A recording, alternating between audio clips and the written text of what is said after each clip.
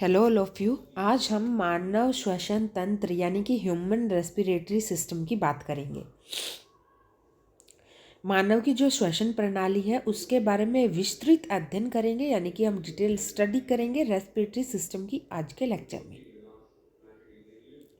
सबसे पहले यदि आपको बताऊं कि रेस्पिरेटरी सिस्टम क्या होता है, यानी कि श्वसन प्रणाली क्या होती है।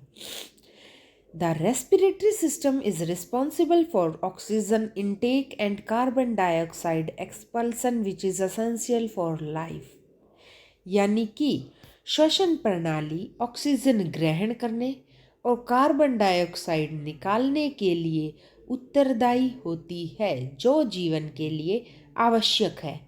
यदि मैं इसको अपनी लैंग्वेज में, यानी कि जो हमें बिल्कुल आसानी से समझ में आएगा, वैसे तो मैंने जो लिखा है बहुत ज़्यादा इजी लैंग्वेज में लिखा है, यदि आप समझोगे तो बहुत आसान तरीके से, लेकिन फिर भी मैं आपको बताऊं तो ऑक्सीजन को लेने और कार्बन डाइऑक्साइड को छोड़ने के लिए क्या ज़रूरी है, हमारी श्वसन प्रणाली जरूरी है।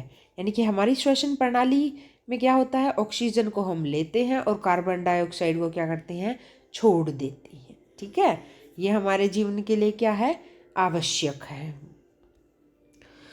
इसके बाद major organs of respiratory system, यानी कि श्वसन प्रणाली के मुख्य अंग। श्वसन प्रणाली के मुख्य अंग क्या क्या हैं। सबसे पहले यदि मैं बात करूं तो हम सांस लेने के लिए नाक या फिर मुंह का इस्तेमाल करते हैं। मुंह से हम सांस ले लेते हैं, लेकिन हमें लेनी नहीं चाहिए। श्वसन प्रणाली के लिए जो हमारा सबसे बाहरी अंग है वो है नाक, यानी कि नोज। नाक का क्या काम है, जो हम सांस ले रहे हैं उसको फिल्टर करना और मॉइस्चर करना, किसको, हवा को, यानी कि उसको छानना और उसमें नमी डालना, किसका काम है, नाक का। हमारी नाक के अंदर छोटे छोटे बाल होते हैं, यानी कि छोटे छोटे टीनी हेयर्स होते हैं, जो क्या करते हैं, जो हवा के साथ धूल के कण हमारी नाक में चले गए हैं उनको क्या करते हैं, वहीं रोक लेते हैं, उनको हमारे लंग्स तक जाने नहीं देते। दूसरा, बाहर की जो हवा है वो गर्मियों में, सर्दियों में ठंडी, लेकिन हमारे शरीर के लिए ना तो ज़्यादा गर्म ना ज़्यादा ठंडी होनी चाहिए। तो क्या करते हैं, जब हवा हमारी नाक से होके जाती है तो नाक में जो ग्लैंड्स है, जो म्यूकस है, वो क्या करता है, उस हवा को हमारे शरीर के तापमान के अकॉर्डिंग ढाल देता है, यानी कि उसको उस तापमान पे लेके आता है जो तापमान हमारे शरीर के लिए क्या है, सही है। ठीक है, तो नाक का क्या काम है, filter and moisture the air, यानी कि हवा को छानना और उसमें नमी डालना। दूसरे, फेरिंक्स यानी कि ग्रसनी। नाक के बाद हवा कहाँ जाएगी, फेरिंक्स में। ग्रसनी वो जगह है जहाँ पे नाक और मुंह दोनों की क्या होती है, ओपनिंग होती है, या फिर ऐसी जगह है ग्रसनी जहाँ से खाना और हवा दोनों जाते हैं, common passage for food and air. तो वो क्या है, फेरिंक्स। ठीक है, जो एरिया नाक के पास है उसको बोलते हैं नेजोफेरिंक्स, और जो एरिया मुंह के पास है उसको क्या बोलेंगे, ओरोफेरिंक्स। ठीक है,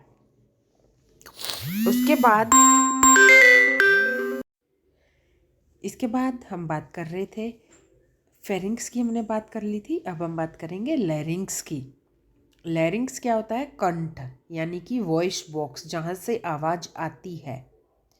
prevents food from entering into wind pipe, यानी कि लैरिंक्स क्या है, आवाज़ आती है जो वो बॉक्स है, और लैरिंक्स के पास श्वास नली के ऊपर, यानी कि विंड पाइप के ऊपर क्या होता है बेटा, ग्लोटिस होता है, कि ओपनिंग को क्या बोलते हैं, ग्लोटिस। जैसे यदि मैं आपको बताऊं तो ये हो गई बेटा विंड पाइप, इसके ऊपर वाली इस ओपनिंग को बोलते हैं ग्लोटिस। इसको क्या बोलते हैं? ग्लोटिस। ठीक है। इसके बाद इस ओपनिंग के ऊपर एक ऐसे फ्लैप लाइक क्या होता है, कवर होता है, जिसको क्या बोलते हैं? एपिग्लोटिस। क्या बोलते हैं? एपिग्लोटिस। ठीक है, क्या बोलते हैं? एपिग्लोटिस। तो यानी कि लैरिंग्स से क्या आती है? आवाज़ आती है। लैरिंग्स के नीचे फिर दोनों नली शुरू हो जाती है। कौन सी? फूड पाइप और विंड पाइप। विंड पाइप की ओपनिंग को बोलते हैं ग्लोटिस और फूड पाइप की ओपनिंग को क्या बोलते हैं? गलेट। GULLET।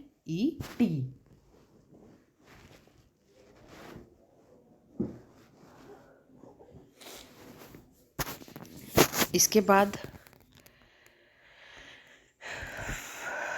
यदि मैं आपको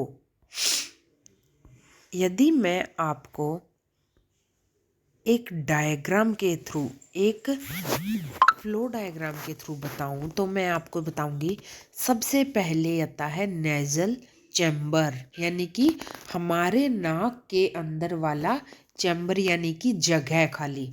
उसके बाद इंटरनल नेयर्स, फिर नेजोफेरिंग्स। मैंने अभी आपको बताया था फेरिंग्स क्या होता है? ग्रसनी। फेरिंग्स क्या होता है? ग्रसनी। ग्रसनी कौन सी जगह है? जहाँ से खाना और पानी दोनों, खाना और पानी और हवा तीनों चीज़ें क्या होती हैं? जाती हैं। अब दो होते हैं, फेरिंग्स के भी दो पार्ट हैं। फेरिंग्स के दो पार्ट हैं, नेजोफेरिंग्स और ओरोफेरिंग्स। नेजोफेरिंग्स वो जगह है जो हमारी नाक से जाके अंदर क्या होती है? नेजोफेरिंग्स और ओरोफेरिंग्स। नाक की, हमारी नाक है, उसके अंदर से जाके फिर जो जगह है खाली नाक के पास अंदर की तरफ, यानी कि गले के ऊपर और नाक के अंदर, वो क्या है? नेजोफेरिंग्स। मुंह के अंदर जाने के बाद जो खाली जगह है वो क्या है? ओरोफेरिंग्स। ठीक है। फिर नेजोफेरिंग्स के बाद क्या आता है? ग्लोटिस। मैंने अभी आपको बताया था कि जो श्वास नली है, श्वास नली के ऊपर जो इसकी ओपनिंग है, जो इसकी यानी कि जहाँ से ये खुलती है श्वास नली, उसको क्या बोलते हैं? ग्लोटिस। इसको क्या बोलते हैं? ग्लोटिस। ठीक है। फिर इसको क्या बोलते हैं? ट्रैकिया। जो श्वास नली है उसको क्या बोलते हैं? ट्रैकिया। और फिर बेटा क्या होता है? जो ये ट्रैकिया है, ये दोनों फेफड़ों में जाके अलग दो बार बार क्या हो जाती है? विभाजित हो जाती है। जैसे मैं आपके सामने बना के दिखा रही हूँ।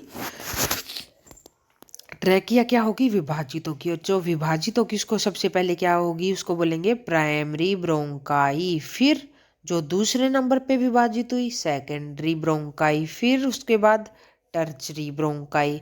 फिर टर्चरी ब्रोंकाई जब आगे विभाजित होगी तो उसे क्या बोलेंगे? ब्रोंकियोल्स। क्या बोलेंगे? ब्रोंकियोल्स। मान लो ये क्या है? ब्रोंकियोल्स है।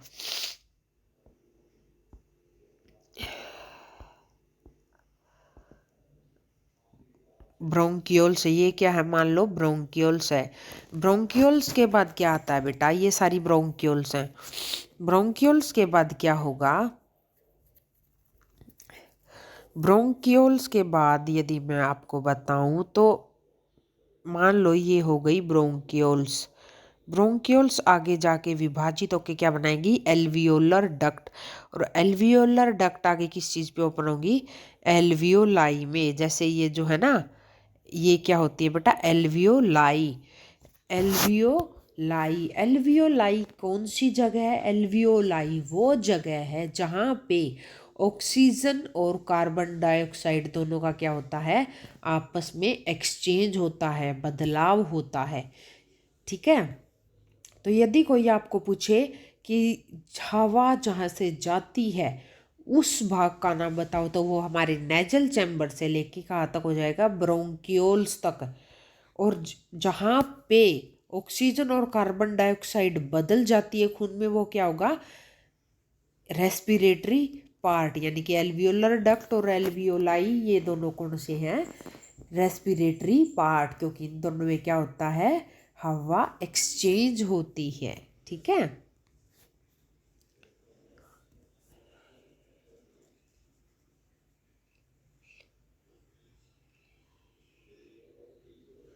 अब हम आगे करेंगे ट्रैकिया।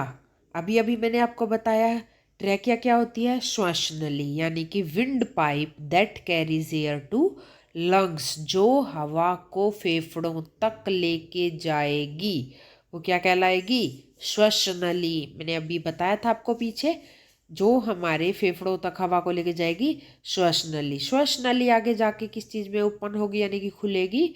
फेफड़ों में यानी कि लंग्स में। लंग्स क्या होते हैं? Main organ where gas exchange happen, यानी कि जहाँ पर हवा का, वायु का क्या होगा? परिवर्तन होगा, एक दूसरे में बदल जाएंगे। जैसे कि एक दूसरे में नहीं, मतलब जैसे मैंने हवा ली, उसके अंदर क्या है? ऑक्सीजन ज़्यादा है, तो अंदर जाके हमारे रक्त में वो हवा चली जाएगी जिसमें क्या है? ऑक्सीजन ज़्यादा है। और जिस हवा में क्या है? कार्बन डाइऑक्साइड ज़्यादा, वो हवा हमारी नाक के थ्रू होते हुए कहाँ जाएगी? बाहर आ जाएगी। उसके बाद होता है बेटा डायाफ्राम। डायाफ्राम क्या होता है? Muscle that help in breathing, वो मांसपेशी जो हमारी सांस लेने में क्या करती है? मदद करती है। डायाफ्राम कहाँ होता है? लंग्स के ठीक नीचे क्या होता है? डायाफ्राम। मान लो ये हो गई बेटा ट्रैकिया, ये हो गए बेटा लंग्स, ये हो गए लंग्स, ये हो गया हमारा दिल, और यहाँ पे ये क्या हो गया? डायाफ्राम जो मैंने बनाया है, ये क्या हो गया? डायाफ्राम हो गया। ठीक है। ये क्या हो गए? लंग्स हो गई। ये क्या हो गई? हमारी ट्रैकिया हो गई, यानी कि श्वासनली हो गई।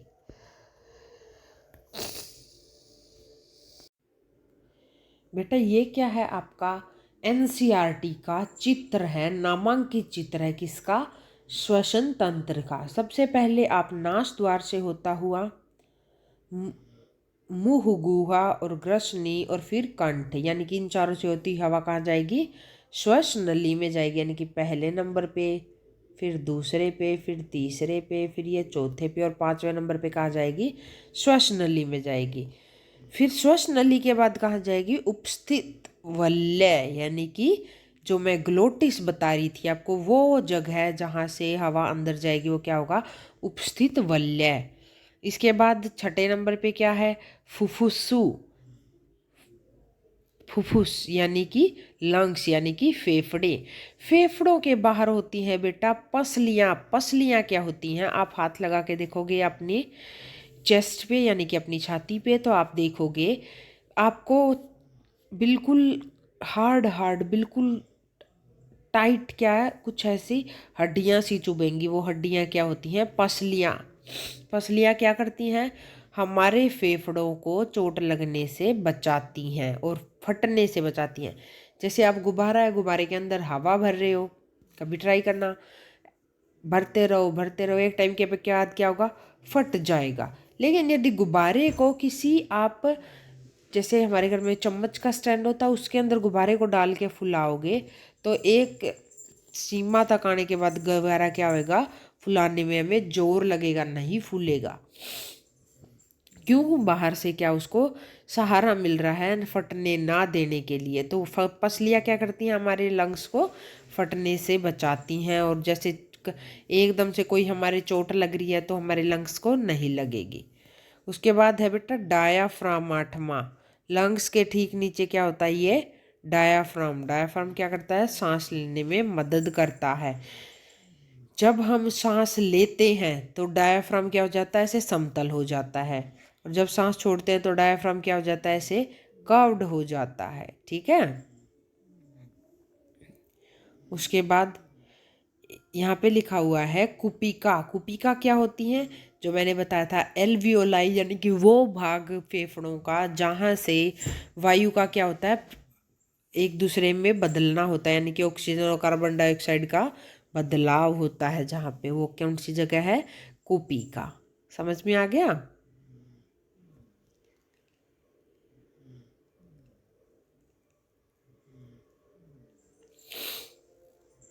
उसके बाद मैं बात करूँ तो हम करेंगे बात प्रोसेस ऑफ रेस्पिरेशन यानी कि श्वसन की प्रक्रिया।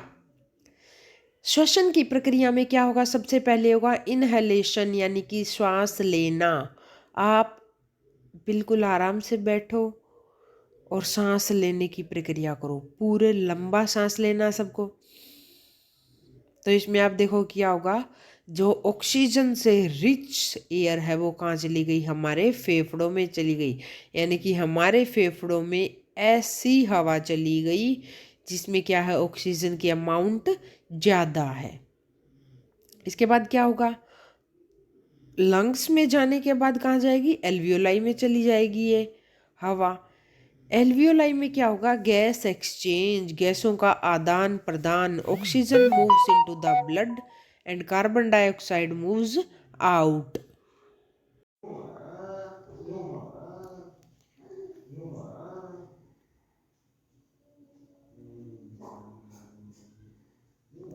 हाँ बेटा, हम प्रोसेस ऑफ रेस्पिरेशन पे थे। Inhalation, oxygen rich air and in the lungs. यानी कि इनहेलेशन के प्रोसेस में क्या होता है, श्वास लेने के प्रोसेस में क्या होता है, जो वायु हम अंदर लेते हैं उसमें क्या होती है, ऑक्सीजन की मात्रा ज़्यादा होती है। उसके बाद क्या होता है, गैस एक्सचेंज यानी कि गैसों का आदान प्रदान। जो वायु हमारे फेफड़ों में गई है, फेफड़ों में आपको डायग्राम में दिख रहा है कुपिका नामक संरचना यानी कि एल्वियोलाई। कुपिका को क्या बोलते हैं, एल्वियोलाई। कुपिका में क्या होता है, ऑक्सीजन रिच जो एयर है वो और कार्बन डाइऑक्साइड जो रिच ब्लड है, उन दोनों के बीच में क्या होता है, आदान प्रदान होता है। फेफड़ों में जो हमारी कुपिका है, यहाँ पे कार्बन डाइऑक्साइड को छोड़ देता है और रक्त क्या करता है, वायु में से ऑक्सीजन को ले लेता है। इससे क्या होता है, ऑक्सीजन का आदान प्रदान होता है। ठीक है, ऑक्सीजन क्या होती है, moves into the blood, oxygen खून के अंदर चली जाती है और कार्बन डाइऑक्साइड बाहर आ जाती है। इसके बाद हम बात करेंगे एक्सलेशन यानी कि श्वास छोड़ना। जब हम सांस छोड़ रहे हैं, carbon dioxide is expelled from the body. हमारे शरीर से जब हम सांस को छोड़ेंगे तो हम क्या करेंगे, कार्बन डाइऑक्साइड को बाहर निकाल देंगे। ठीक है, ये क्या हो गया, श्वसन की प्रक्रिया। तो आपको क्या लिखना है यदि श्वसन की प्रक्रिया आ जाती है आपके पेपर में, सबसे पहले हम श्वास लेंगे, फिर श्वास लेने के बाद क्या होगी, हमारे फेफड़ों में गैसों का आदान प्रदान होगा और फिर क्या करेंगे, हम श्वास छोड़ देंगे। ठीक है, इसके बाद हम हमारे नेक्स्ट टॉपिक पे आते हैं जो है श्वसन के प्रकार। श्वसन कितने प्रकार के होते हैं, श्वसन मेनली 2 प्रकार के होते हैं यदि मैं बात करूं, लेकिन हम थोड़ा सा एडवांस में चल रहे हैं तो श्वसन 3 प्रकार के होते हैं। एक बाह्य श्वसन। बाह्य श्वसन में क्या होगा, जो आपकी गैसें हैं उनका फेफड़ों के बीच में और रक्त के बीच में क्या होगा, आदान प्रदान होगा। यानी कि जो मैंने अभी आपको प्रक्रिया बताई थी वो हमारी क्या थी, बाह्य श्वसन था, यानी कि एक्सटर्नल रेस्पिरेशन। दूसरा टाइप होता है बेटा इंटरनल रेस्पिरेशन। इंटरनल रेस्पिरेशन में क्या होता है, exchange of gases between blood and body cells. इसमें क्या होता है यदि मैं आपको समझाऊं,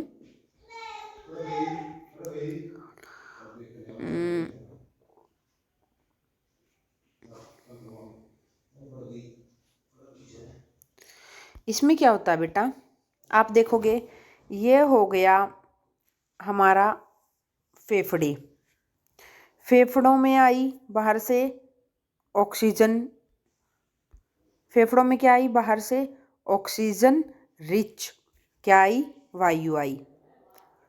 फेफड़ों में से जो रक्त में गई उसमें क्या गया, ऑक्सीजन गया। और फेफड़ों में जो आई है उसमें क्या थी, कार्बन डाइऑक्साइड थी। यानी कि एल्वियोलाई में क्या हुआ, कार्बन डाइऑक्साइड ले ली कुपिका ने और कुपिका ने क्या किया, ऑक्सीजन दे दी। अब हम ये हमारा शरीर के बाकी क्या है, कोशिकाएं हैं। बाकी कोशिकाओं में क्या होगा, रक्त के थ्रू जो ऑक्सीजन आई है वो ये क्या करेंगे, उस ऑक्सीजन को ले लेंगे और क्या छोड़ देंगे, कार्बन डाइऑक्साइड छोड़ देंगे, कहाँ, रक्त में। ठीक है, तो यहाँ से यहाँ तक की जो प्रक्रिया है, जो मैं अभी आपको लाल पेन से बना के दिखा रही हूँ, जो मैं लाल पेन से बना के दिखा रही हूँ, ये है बेटा बाह्य श्वसन, यानी कि ऑक्सीजन का अंदर आना और कार्बन डाइऑक्साइड का कहाँ पे, कूपिका के अंदर बदलना, क्या है, बाह्य। और जो मैं आपको अभी पीले पेन से बना के दिखा रही हूँ, ये क्या है, आंतरिक श्वसन। आंतरिक श्वसन यानी कि गैसों का खून और हमारे सेल्स के बीच में आदान प्रदान। ठीक है, इसके बाद तीसरा जो टाइप है वो है सेलुलर रेस्पिरेशन, यानी कि कोशिकीय श्वसन। कोशिकीय श्वसन में क्या होगा, कोशिका के, तीसरा क्या है, कोशिकीय श्वसन। कोशिकीय श्वसन में क्या होगा, cells use oxygen to produce energy, यानी कि कोशिकाओं के पास जो आंतरिक श्वसन की प्रक्रिया से ऑक्सीजन आई है,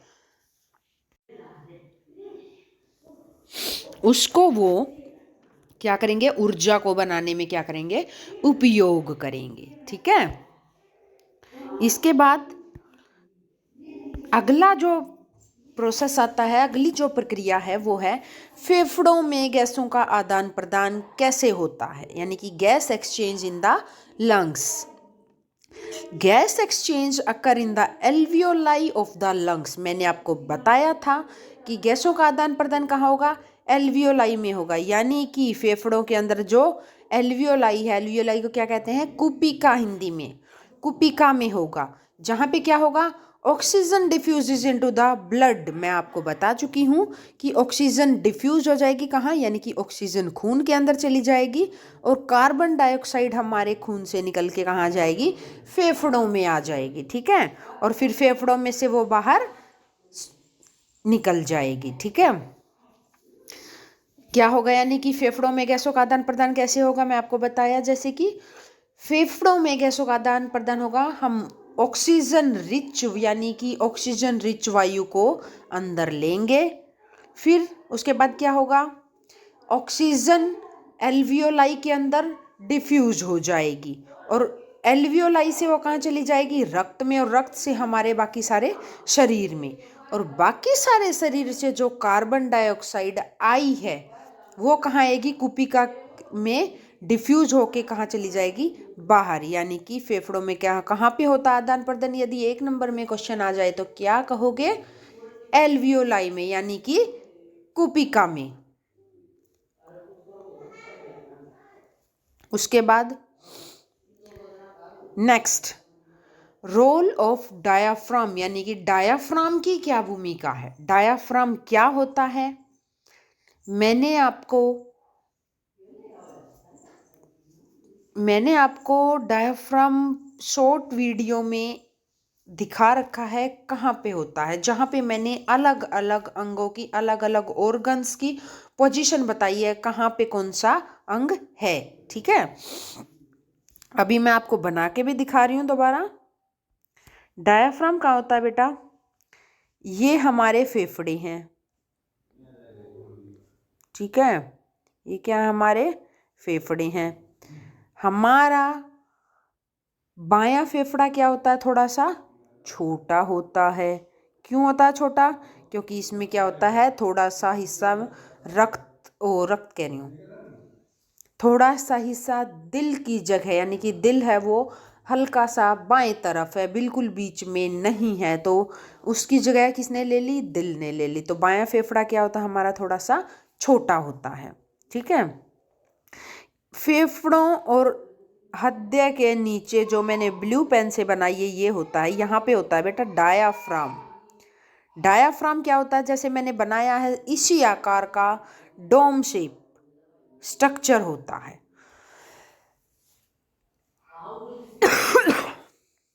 डोम शेप क्या होता है, स्ट्रक्चर होता है, यानी कि गुंबद के आकार का।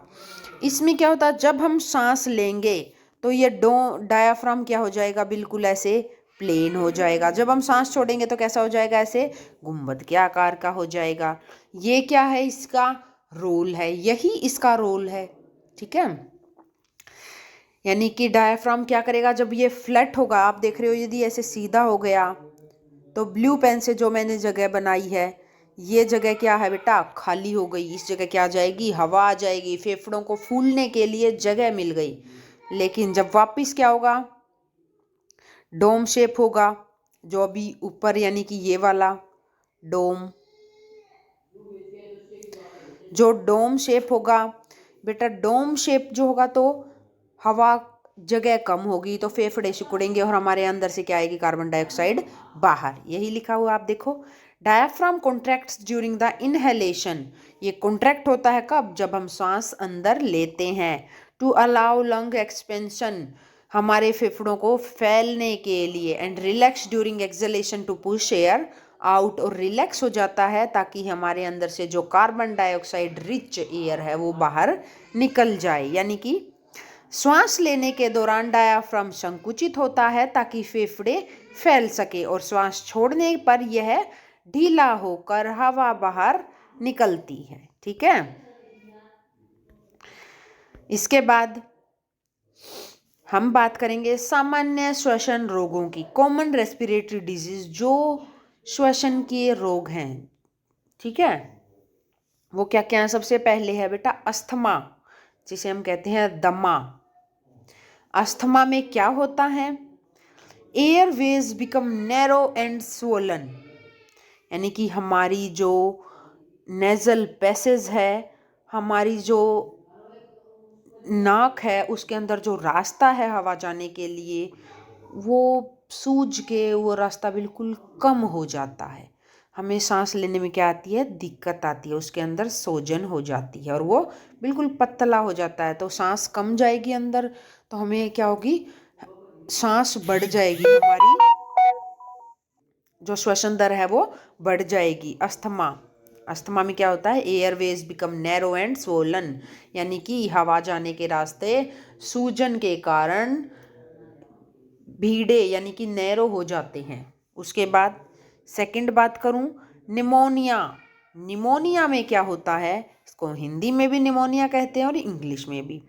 Infection inflames air sacs in the lungs, यानी कि हमारे फेफड़ों के अंदर जो कुपिका है उनके अंदर क्या होगा, इन्फ्लेमेशन, यानी कि खुजली हो जाएगी, उनके अंदर इरिटेशन हो जाएगी। यानी कि निमोनिया, यदि मैं आपको बताऊं तो ये बैक्टीरियल इन्फेक्शन है निमोनिया। निमोनिया में क्या होगा, हमारी कुपिकाओं में खारिश होगी, उसके अंदर इरिटेशन हो जाएगी। ठीक है, तीसरा ब्रोंकाइटिस, इसको हिंदी में भी ब्रोंकाइटिस ही कहते हैं। इसमें क्या होता है, जो हमारी सांस ले रहे हैं, आप मैंने आपको इस डायग्राम में दिखाऊं यदि, तो जो आपको ये पाइप्स दिख रही हैं बेटा, जो ये पाइप्स दिख रही हैं ना ऐसे, जो यहाँ से लेके ये पाइप दिख रही है, मैंने ब्लू पेन से बनाई आपके लिए, इन पाइप्स में क्या होगी, इन्फ्लेमेशन, यानी कि इरिटेशन होएगी, जलन होएगी, इन्फ्लेमेशन होएगी। ठीक है, इन्फेक्शन कहाँ होएगा, ब्रोंकियल ट्यूब्स में, यानी कि जो जहाँ से जो रास्ता है हवा जाने का, उसमें क्या होगी, इन्फ्लेमेशन होगी। चौथी जो डिजीज़ है ट्यूबरक्लोसिस, यानी कि टीबी, अक्षय रोग भी कहते हैं इसे, टीबी कहते हैं आम भाषा में, ट्यूबरक्लोसिस इंग्लिश में, अक्षय रोग हिंदी में। ठीक है, ये क्या है, एक बैक्टीरियल इन्फेक्शन है जो हमारे फेफड़ों को क्या करता है, अफेक्ट करता है। अब पांचवा, और बेटा बहुत इंपॉर्टेंट, आप सब इससे पहले से ही जानते हो, कोविड-19 यानी कि कोरोना वायरस से जो होता है, ये एक वायरल इन्फेक्शन है जो हमारे श्वसन तंत्र को क्या करता है, अफेक्ट करता है। इसके बाद यदि मैं नेक्स्ट बात करूं, प्रिवेंशन ऑफ रेस्पिरेटरी डिजीज, हमें जो श्वसन की जो बीमारियां हैं, जो रोग हैं, उनसे रोकथाम कैसे कर सकते हैं। रोक तो करनी पड़ेगी, बिना रोकथाम के तो ठीक होंगे नहीं। सबसे पहले avoid smoking and air pollution exposure, सबसे पहले क्या करना होगा, हमें धूम्रपान बंद करना होगा और उस क्षेत्र में जाने से हमें रोकना होगा जहाँ पे वायु का प्रदूषण क्या है, दर क्या है, ज़्यादा है। ठीक है। Maintain hygiene and wash hands regularly, स्वच्छता बनाए रखें और हाथ धोएं।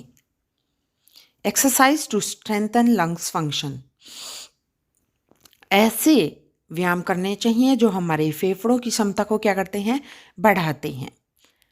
Gate vaccination for respiratory infection, श्वसन संक्रमण के लिए टीकाकरण करवाएं। Eat a balance diet to support immune health, क्या करना है आपको, हेल्दी खाना खाना है ताकि जो आपका इम्यून सिस्टम है वो स्ट्रोंग हो सके और आपको यदि कोई बीमारी हो भी जाए तो आप उससे जल्दी से क्या कर सकें, गेटअप कर सकें, यानी कि जल्दी से आप ठीक हो सकें। एट लास्ट मैं आपको कहना चाहूँगी कि जो हमारी श्वसन प्रणाली है शरीर को ऑक्सीजन प्रदान करने और अवांछित गैसों को निकालने के लिए आवश्यक है। फेफड़ों के लिए सेहत बनाए रखना स्वस्थ समग्र स्वस्थ के लिए महत्वपूर्ण है, यानी कि respiratory system is essential for supplying oxygen to the body and removing waste gases. Maintaining lung health is crucial for overall well-being. Thank you. यदि आपको किसी और टॉपिक पे कोई डिटेल्ड वीडियो या फिर ब्रीफ वीडियो, आपको कोई भी टॉपिक समझ में नहीं आ रहा है तो आप उस टॉपिक का नेम कमेंट सेक्शन में मेंशन कर दीजिए। मैं आपको उसके ऊपर एक डिटेल प्रेजेंटेशन क्या करूँगी, प्रोवाइड कर दूँगी। Thank you.